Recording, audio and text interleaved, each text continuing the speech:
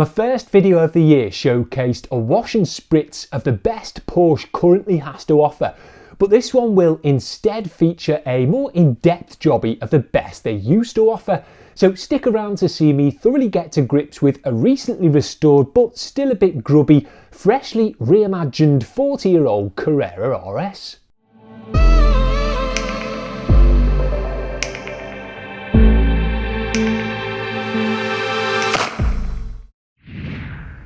So while the recent restoration of this air-cooled Carrera had been appropriately taken care of by its paint spraying owner, its subsequent cleaning regime hadn't, as once the lacquer had hardened it was straight back to painting other people's cars to pay for it. And that plus the fact it's no garage queen meant it was not only in need of a good clean, but also ideally a layer of durable protection to help insulate the fresh finish from whatever the world was gonna throw at it. So offered my complimentary services under the condition I could make use of the body shop it was born at to capture some rare undercover content for you.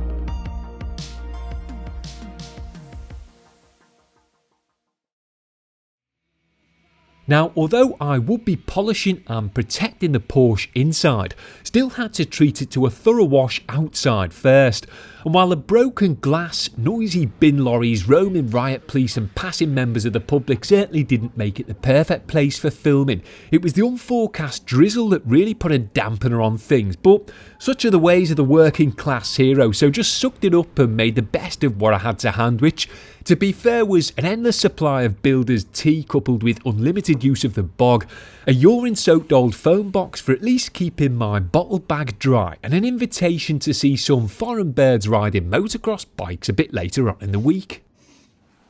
So with that little lot to keep me adequately fueled, relieved and motivated, got cracking with the Carrera's trademark dished wheels, which, while not deeply ingrained with dirt, still needed a bit of a clean, so went ahead and pre-treated, soaked and then pressure rinsed each of them and their surrounding arches off and out, which did a decent job at stripping them back. But being such a prominent part of the car, there was no way I wasn't going to run some suds over their contrasting coloured surfaces, so thoroughly tickled the God's red spokes with a super soft brush before mini wash mitting the metal rims over, finishing up with a quick once over of the chunky old school Michelin tyres before thoroughly rinsing the suds off and repeating the process for the others both on camera and off, to ensure everything was suitably free from any obvious dirt and contamination and ready for a subsequent wipe down a bit later on.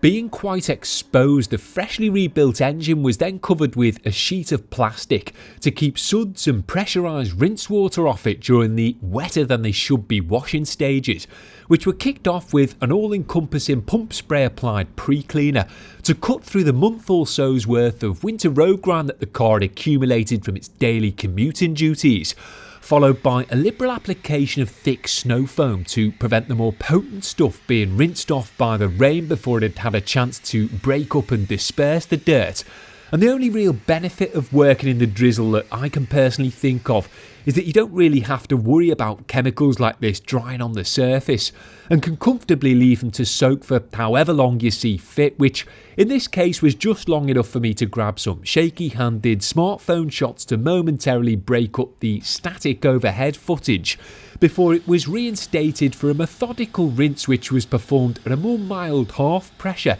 aiming for that sweet spot between not overwhelming the car with water while still eliminating as much loose dirt as possible to leave it ready for a good rainy contact wash.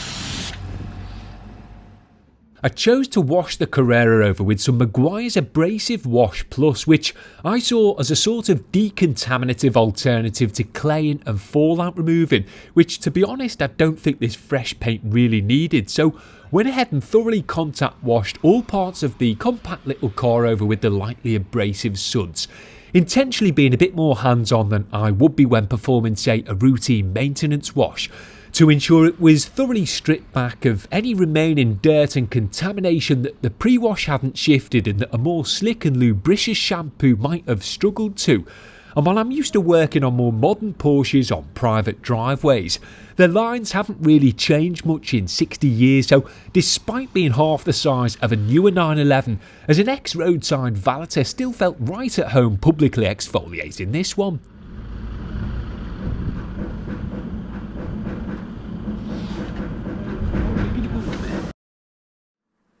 As well as being thoroughly wash mitted, the 911's creases and crevices were thoroughly brushed over with a super soft item and some fresh suds to release any trapped grime from areas that the wash mitt alone might not have been able to fully access, which, considering the owner ain't the soft bristle brushing type, seemed like the right thing to do. Then, aside from stopping to say hello to a local subscriber whose kid was better dressed for washing cars than I was, left it there for the contact wash part of the process and moved on to a final semi-pressurised rinse to remove all of the second-hand chalky suds and any contamination they contained within them, which was a fairly satisfying affair, especially now the baldy bonds had come out to play, signalling the welcome departure of the unforecast drizzle, which, as long as it stayed that way, meant it was going to be relatively plain sailing for the forthcoming twist loop towel dry.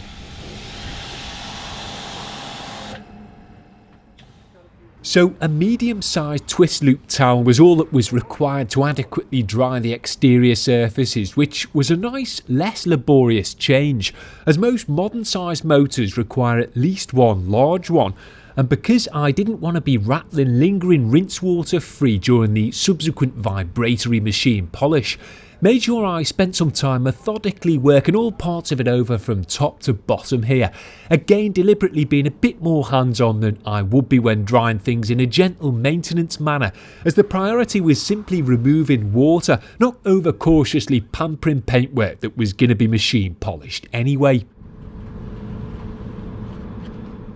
With everything sufficiently cleaned and dried then, it was time to get the car inside for some undercover enhancement and protection. But sod's law, despite going to the trouble of covering the engine and being relatively cautious with the pressure washer, it still refused to start, leaving me looking like a right cowboy.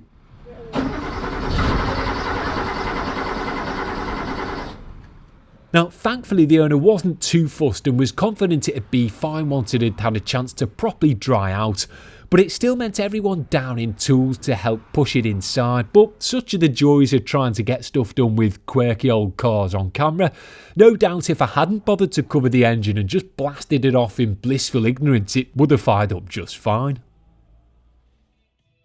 So with the drama out the way for the time being at least, could move on to grabbing some polishing, wipe down and protection shots. And while I'd love to share them all in their entirety, the levels of illicit banter going on in the background would definitely have got me blacklisted, but it wasn't my place to tell accommodating business owners to stop shouting about knobs, fannies and dirty nooks and crannies in the comfort of their own shop. So if some clips seem to transition a bit sooner than you think they should, or there's not much extended audio outside of my narration, then you know why.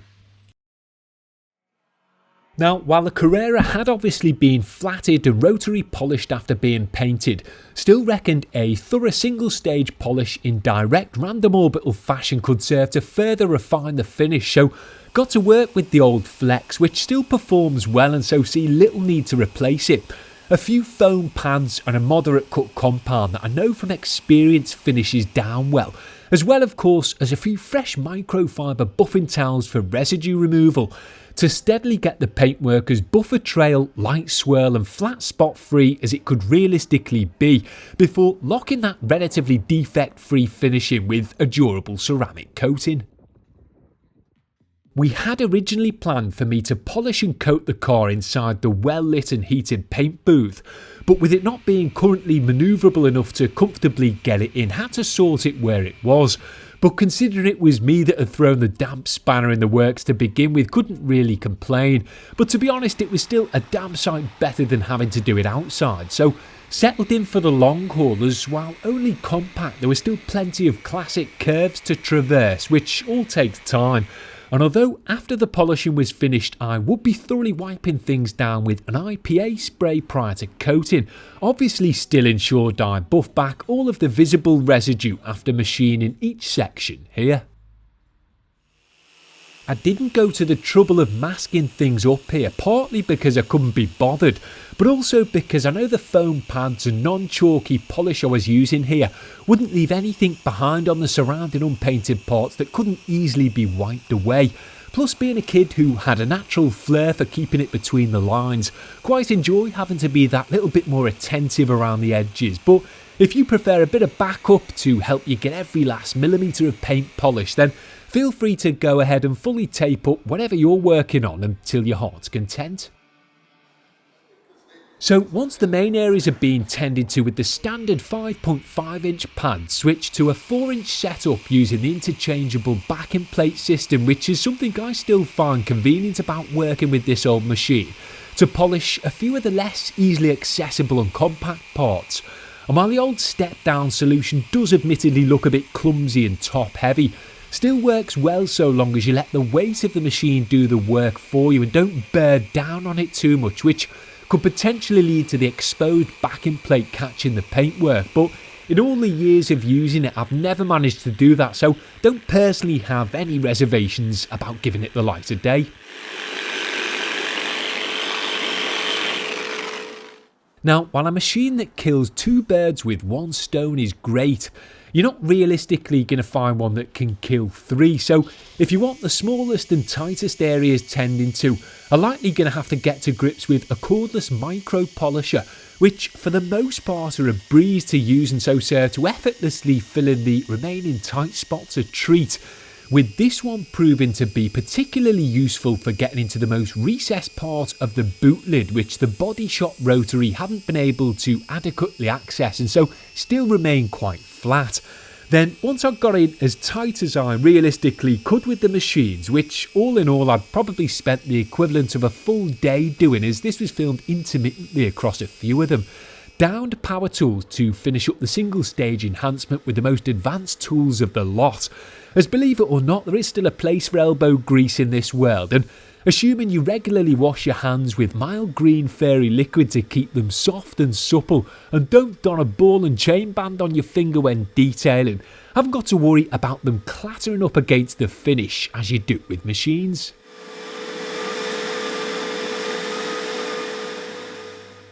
Now, although I'd just thoroughly buffed off pretty much every square inch of the paintwork to remove the visible polish residue, if I were to give the subsequently applied ceramic coating the best shot of adhering, I had to wipe it all down once more, this time with an IPA or isopropyl alcohol spray to strip back any unseen residue, and I'd highly recommend using either brand new or freshly washed towels for this, to prevent introducing fresh defects into the freshly polished finish. And while I appreciate having to thoroughly run a towel or two over surfaces that you've just ran a towel or two over might seem a bit tedious, I see it as an additional opportunity to inspect the finish one last time for any overlooked defects that you might want to address before locking them in for years to come. So in both respects, it's definitely worth spending the relatively short amount of time and effort it takes to do.